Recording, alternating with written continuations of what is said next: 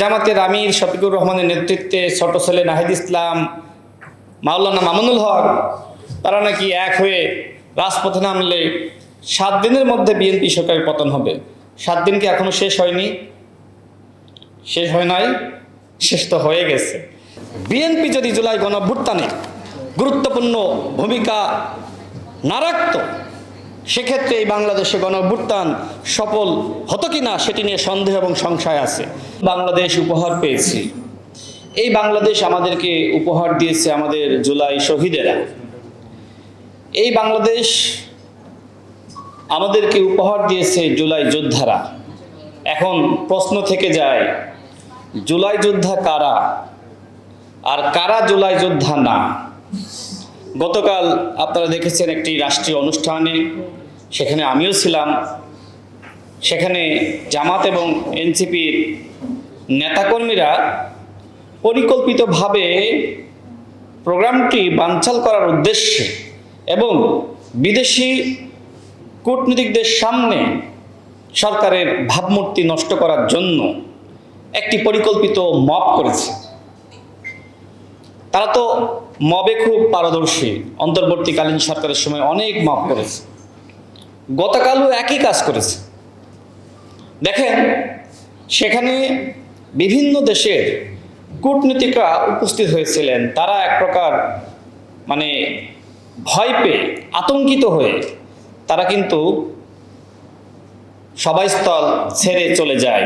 Bashundhara tissue, অশুদ্ধতার বিরুদ্ধে এক বিন্দুও ছাড় নয়। এর মধ্য দিয়ে কি এনসিপি বা জামাতের সম্মান বেড়েছে? সেখানে কিন্তু বিভিন্ন দেশের সাংবাদিক বা গোয়েন্দা সংস্থা থাকা স্বাভাবিক, বা বাংলাদেশের প্রশাসন তারাও তথ্য সংগ্রহ করেছে। জামাত এবং এনসিপি একটি রাষ্ট্রীয় অনুষ্ঠান এইভাবে বানচাল করলো, বিদেশি কূটনীতিকদের সামনে আমাদের মহামান্য রাষ্ট্রপতিকে অসম্মান করলো। তারা আগামীতে রাষ্ট্র চালাবে, তাই না? মানুষকে সম্মান করতে শিখে নাই, জানে না, তারা আগামীতে ক্ষমতায় গিয়ে রাষ্ট্র চালাইতে চায়। গণঅভ্যুত্থানের কারণে এবং আওয়ামী শূন্যতার কারণে তারা বাংলাদেশের প্রধান বিরোধী দল হয়েছে। দেশবাসীর কাছে আমার প্রশ্ন, এখানে উপস্থিত সাংবাদিক ভাইরা এবং অতিথিবৃন্দ, আপনাদের কাছে আমার প্রশ্ন, আসলে কি বাংলাদেশের বিরোধী দল তারা কি নিজেদেরকে ঠিকঠাক চালাইতে পারতেছে? যেখানে তারা বিরোধী দলই চালাইতে পারতেছে না, সেখানে তারা সরকারে গিয়ে সরকার চালাইতে চায়। খুব সস্তা।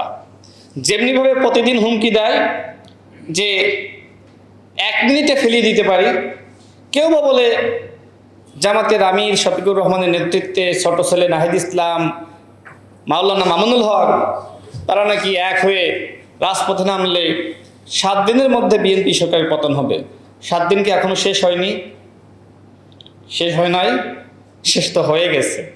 তো যাই হোক, শেখ হাসিনার সময়ে আমরা সবাই একসাথে আন্দোলন সংগ্রাম করেছি, তখন আমরা বজ্রকণ্ঠে কথা বলেছি। এখন যারা এত বড় বজ্রকণ্ঠে কথা বলছে, তাদের বক্তব্য ওই সময় পাওয়া গেছে? কর্নেল অলি আহমেদ যে সময়, আমি এই সময় গণ অধিকার পরিষদের সাধারণ সম্পাদক, পল্টনে যে সময় মিছিল হতো, কর্নেল অলি আহমেদের দল এলডিপি তাদের কিছু নেতাকর্মী মিছিল করত, কিন্তু একদিনের জন্য কর্নেল অলি আহমেদকে রাজপথে পাওয়া যায়নি। একদিনও আমি দেখি নাই। এখানে উপস্থিত সবাই তো আমরা একসাথে মিছিল করেছি। ওই সময় বলা হতো যে তিনি অসুস্থ, অর্থাৎ শেখ হাসিনার সময় কর্নেল অলি আহমেদ অসুস্থতার ভান করে মিছিল মিটিংয়ে প্রোগ্রামে আসতো না। আর এখন তিনি সুস্থ হয়ে গেছেন। এখন তিনি এই 11 দলীয় জোট, যদিও প্রকৃতপক্ষে 2 দল ইতিমধ্যে তাদেরকে বর্জন করেছে, 9 দলীয় জোট, প্রতিদিন সেই প্রোগ্রামে তিনি উপস্থিত হচ্ছেন। এখন সুস্থ হয়ে গেছেন, তরতাজা জোয়ান হয়েছেন, যে কারণে এখন আমাদের মা বাপকে নিয়ে নানানভাবে কথা বলেন, কটাক্ষ করেন। অথচ আমাদের মায়েরা, আমাদের বাবারা, আমাদের পরিবার 2018 সালে কোটা সংস্কার আন্দোলনের সময়, যে সময় আমরা জেলে গিয়েছিলাম, তারা রাজপথে নেমেছিল। 2018 সালের কোটা সংস্কার আন্দোলন বাংলাদেশে সফল না হলে 24 সালের গণঅভ্যুত্থান হয়।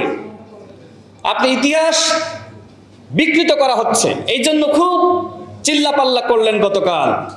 যে সময় ঘোষণাপত্র তৈরি করা হয়, আমরা বলেছিলাম 2018 সালের কোটা সংস্কার আন্দোলনের প্রেক্ষাপটে 24 সালে আবারও কোটা ফিরে আসে এবং বাংলাদেশে গণঅভ্যুত্থান সংগঠিত হয়, যে সময় শেখ হাসিনা গুলি চালিয়ে মানুষ হত্যা করে।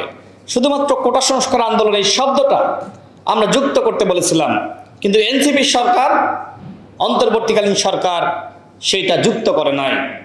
ওই ঘোষণাপত্র এখন পাবলিক খায়, মাখে, কেউ পড়ে।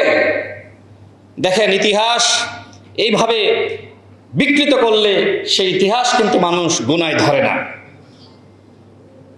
আপনারা কি অন্তর্বর্তীকালীন সরকারের সময় বিএনপির যে ভূমিকা, সেই ভূমিকা স্বীকার করেছেন?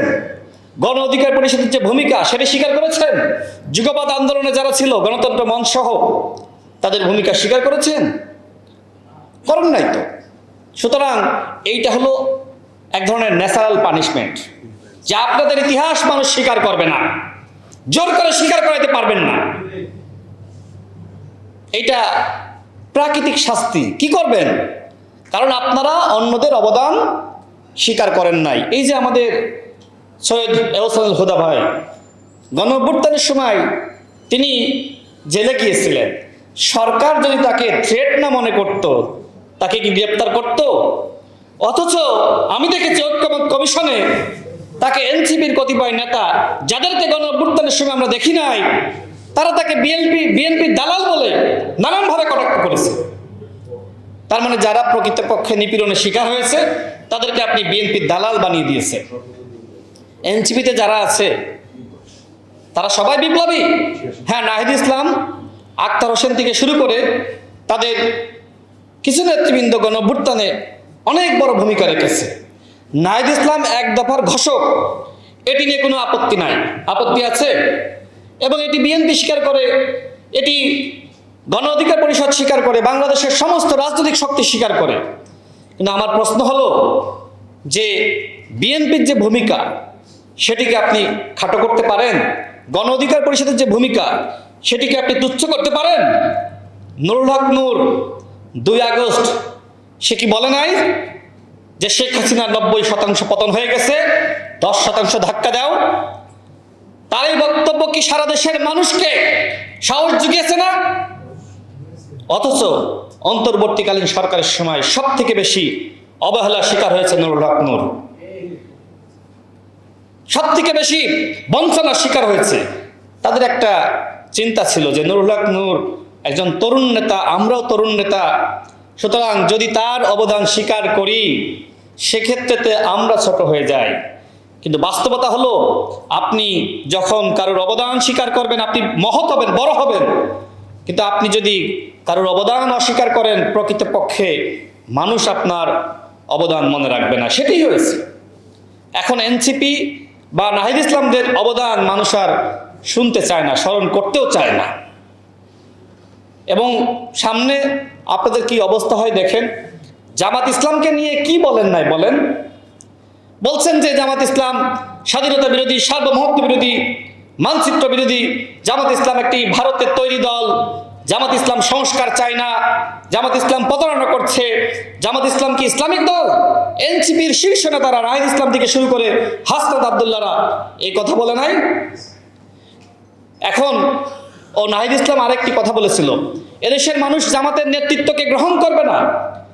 সত্যি তো তা হয়েছে, কিন্তু আমার লজ্জা লাগছে, আজকে নাহিদ ইসলাম জামাতের আমিরের নেতৃত্ব মেনে, ডাক্তার শফিকুর রহমানের নেতৃত্ব মেনে আজকে সচিবালয় ঘেরাও করতে গিয়েছে। যে জাতি নাহিদ ইসলামের নেতৃত্বকে গ্রহণ করলো, আর শহীদ নাহিদ ইসলাম জামাতের নেতৃত্বকে গ্রহণ করলো, লজ্জা, ধিক্কার জানাই। এটি কি হওয়ার কথা ছিল বন্ধুগণ? দেশবাসীর কাছে আমার প্রশ্ন, কোন পরিপক্ক রাজনৈতিক দল কি সচিবালয় ঘেরাও করতে পারে?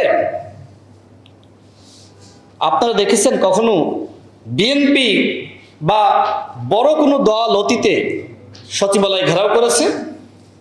আজকে দেখেন কিছু মানুষজন নিয়ে আজকে জামাতের আমির ডাক্তার শফিকুর রহমান পরিকল্পিতভাবে সচিবালয়ে মাপ সৃষ্টি করেছে। এই যে জামাত এবং এনসিপির হঠকারী রাজনীতি, তারা এই রাষ্ট্রকে অচল করতে চায়। শেখ হাসিনাকে সুযোগ সৃষ্টি করে দিচ্ছে এই জামাত এবং এনসিপি। শেখ হাসিনা ডিসেম্বরে নাকি বাংলাদেশে ফিরবে। ভারতে গতকাল সে ভারতের সরকারের সহযোগিতায় সাংবাদিক সম্মেলন করেছে। যদিও কবে বাংলাদেশে ফিরবে একটি তারিখ দেওয়ার কথা ছিল, কিন্তু সেই তারিখ সে বলে নাই। সাংবাদিকদের উত্তরে বলেছে সে নাকি ডিসেম্বরেই ফিরবে। আমরা অপেক্ষায় আছি, আসেন, দেশে ফেরেন। হয়তো মনে করছেন যে গণ অভ্যুত্থানের শক্তির মধ্যে বিভেদ রয়েছে, বাংলাদেশে ফিরে আপনি জামাত এবং এনসিপির সাথে আন্দোলন করবেন, কিন্তু বাংলাদেশপন্থী জনগণ এটি মেনে নিবে না। জামাত ইসলাম যদি মনে করে আওয়ামী লীগকে সাধারণ ক্ষমা ঘোষণা করে তাদেরকে সাথে নিয়ে আন্দোলন করবে, বাংলাদেশের জনগণ সেই আন্দোলন প্রতিহত করতে প্রস্তুত আছে ইনশাআল্লাহ। সংগ্রামী সাথী ও বন্ধুগণ, আজকে আবার নাহিদ ইসলাম বলেছেন যে 24-এ বর্ষা বিপ্লব হয়েছে, প্রয়োজনে 26-এ বর্ষা বিপ্লব হবে। দেখেন 24-এ গণ অভ্যুত্থান হয়েছে, সুতরাং আপনারা কোনটা গণ অভ্যুত্থান আর কোনটা বিপ্লব সেই পার্থক্য একটু বোঝার চেষ্টা করেন। বিপ্লব হওয়ার সুযোগ ছিল, কিন্তু আপনারা কি করেছেন? আপনারা তড়িঘড়ি করে ক্ষমতা দখল করার জন্য আপনারা শপথ নিয়েছিলেন সাবেক রাষ্ট্রপতির হাতে। যে রাষ্ট্রপতিকে আপনারা মানেন না তার হাতে শপথ নিলেন, যে সংবিধানকে আপনারা মানেন না সেই সংবিধান মেনে শপথ নিলেন, আর সেই দায় দেন নুরুল হক নূরের, সেই দায় দেন এহসানুল হুদার।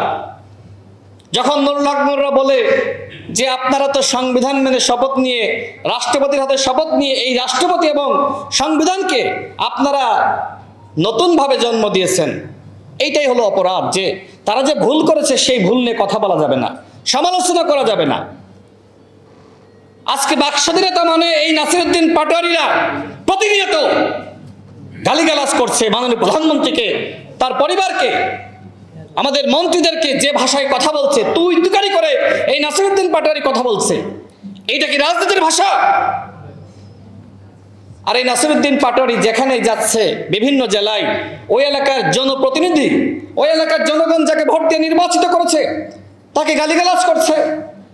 বিএনপির নেতৃবৃন্দ, ছাত্রদল যুবদল না হয় কিছু বলল না, কিন্তু ওই এলাকার যারা সংক্ষিপ্ত ভোটার তারা তো প্রতিবাদ জানাতেই পারে। ভাগ্য ভালো যে ওই এলাকার মানুষ ঝাঁটা কিংবা বারণ নিয়ে ঝেঁটিয়ে বিদায় করে নাই, এতটুকু সম্মান করেছে। যে ভাষায় গালিগালাজ করা হচ্ছে এই ভাষার জবাব তো শক্তভাবে দেওয়া দরকার ছিল। বাংলাদেশের রাজনীতি এতই কি ভালো যে আপনি আমাকে ইট মারবেন, বিনিময়ে আপনি বলবেন যে ফুল মারেন?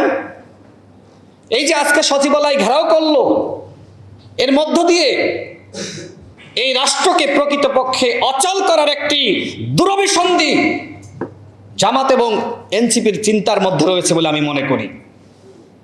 সচিবালয় তো গণ অভ্যুত্থানের সময়ও ঘেরাও করে নাই, তাহলে এখন তো আপনারা ভালো রয়েছেন, ভালো খাচ্ছেন, ভালো পড়ছেন, ভালো চলতেছেন। আপনাদের মগবাজারে বছরের পর বছর ধরে তালা ঝুলেছিল, সেটাও এখন নাই। প্রতিনিয়ত সভা সমাবেশ করতেছেন, জেলায় জেলায় যাচ্ছেন, পুলিশ নিরাপত্তা দিচ্ছে, প্রটোকল দিচ্ছে। মানে পুলিশি নিরাপত্তায়, পুলিশি প্রটোকলে গণ অভ্যুত্থান ঘটাইতে চান। গণ অভ্যুত্থানে তো পাঞ্চা জিনিস, এত সস্তা জিনিস। আমি জামাতের আমিরকে একটা বিষয়ে ধন্যবাদ দিয়ে আমার বক্তব্য শেষ করব। মানে মাঝে মধ্যে তো প্রশংসাও করা লাগে, তাই না? না হলে তো পরিকল্পিতভাবে আমার উপরে মব সৃষ্টি করতে পারে। মানে মাঝে মধ্যে ব্যালেন্স করতে হবে, তাদের প্রশংসা করতে হবে, না হলে তো তারা যে কোনো জায়গায় মব সৃষ্টি করতে পারে। তবে তাদের মবের ভয় আমি পাই না। আজকে দেখলাম যে জামাতের আমির ডাক্তার শফিকুর রহমান, জামাতের একজন এমপি শফিকুল ইসলাম মাসুদ, তার কান বরাবর একটা থাপ্পড় মেরেছে। আমি জানি না এ নিয়ে জামাত ইসলাম আবার আরেকটি পক্ষ মিছিল করে কিনা, তবে ফেসবুকে লেখালেখি চলতেছে এমপি মাসুদের গালে থাপ্পড় কেন, তারেক রহমান জবাব চায়। মানে সব কিছুর জন্য যেহেতু বাংলাদেশের মাননীয় প্রধানমন্ত্রী জনাব তারেক রহমান দায়ী, সুতরাং এই যে ডাক্তার শফিকুর রহমান এমপি মাসুদের গালে কষে একটা থাপ্পড় মারলো, এর জন্য একটা বিক্ষোভ মিছিল করেন। মানে সব কিছুর জন্য বিএনপি দায়ী। রাষ্ট্রের এই যে অচল অবস্থা শেখ হাসিনা সৃষ্টি করে গিয়েছিল, এই যে গ্যাসের সংকট, আমাদের মাননীয় প্রধানমন্ত্রী কি বলেছেন যে আমরা দায় এড়াতে চাই না। একটি টার্মিনাল ক্ষতিগ্রস্ত হয়েছে, এই কারণে এই সংকট। তো এই সংকটের জন্য আপনি বিএনপিকে দায়ী করবেন আর বলবেন যে আর একটি বর্ষা বিপ্লব ঘটিয়ে দিব। জামাত এবং এনসিপির নেতৃত্বে এই বাংলাদেশে দ্বিতীয় কোনো গণ অভ্যুত্থান হবে না। গণ অভ্যুত্থান তো সস্তা জিনিস না, যেখানে নাহিদ ইসলাম নিজেই বিশ্বাস করে না যে জামাতের নেতৃত্বে বাংলাদেশে কোনো আন্দোলন হবে, জামাতের নেতৃত্বকে দেশের মানুষ গ্রহণ করবে, সেখানে এই প্রতারণার জোট, 9 দলীয় জোট, আগে তো 11 দল ছিল, তার মানে কি 2 দল চলে যাওয়া মানে কি বিরোধী দলের প্রতিনিয়ত পতন হচ্ছে, সামনে আরও পতন হবে। এই যে আসিফ মাহমুদ ঢাকা দক্ষিণে নির্বাচন করতে চায়, এবং আমরা দেখেছি যে জামাত ইসলাম সাদিক কায়েমকে ঘোষণা করেছে। দেখেন এটিকে কেন্দ্র করে আগামীতে জামাত এবং এনসিপির ভাঙন হয় কিনা, নিজেদের ভাঙন সামলান, এরপরে না হয় সরকারি দলের পতন ঘটিয়েন। তবে আপাতত আপনাদের পতন শুরু হয়েছে, এই পতন সামলান, ভবিষ্যতে ক্ষমতায় গিয়ে রাষ্ট্র পরিচালনা করার স্বপ্ন দেখেন। আমি মনে করি আগামী 10টা বছর এই রাষ্ট্র, সংবিধান, আইন, রাষ্ট্র ব্যবস্থা আপনাদের শেখা দরকার। আপনাদের যোগ্যতা ইতিমধ্যে জাতীয় সংসদে প্রমাণিত যে আপনারা যদি এদেশের জনগণ আপনাদেরকে ভোট দিয়ে ক্ষমতায় বসাতো, আগামী 1 সপ্তাহ জামাত এবং এনসিপি রাষ্ট্র পরিচালনা করতে পারতো না। আমি আর কথা বাড়াচ্ছি না। আবারও আমি ধন্যবাদ জানাই যাদের কারণে এই নতুন বাংলাদেশ, বিশেষ করে সংগ্রামী নেতা নুরুল হক নূর, আমার সহযোদ্ধা, তার সাথে 2018 সালের কোটা সংস্কার আন্দোলন, এবং এখানে যারা আছে ফারুক হাসান, আবু হানিফ, আমি তাদের সবার প্রতি কৃতজ্ঞ যে তাদের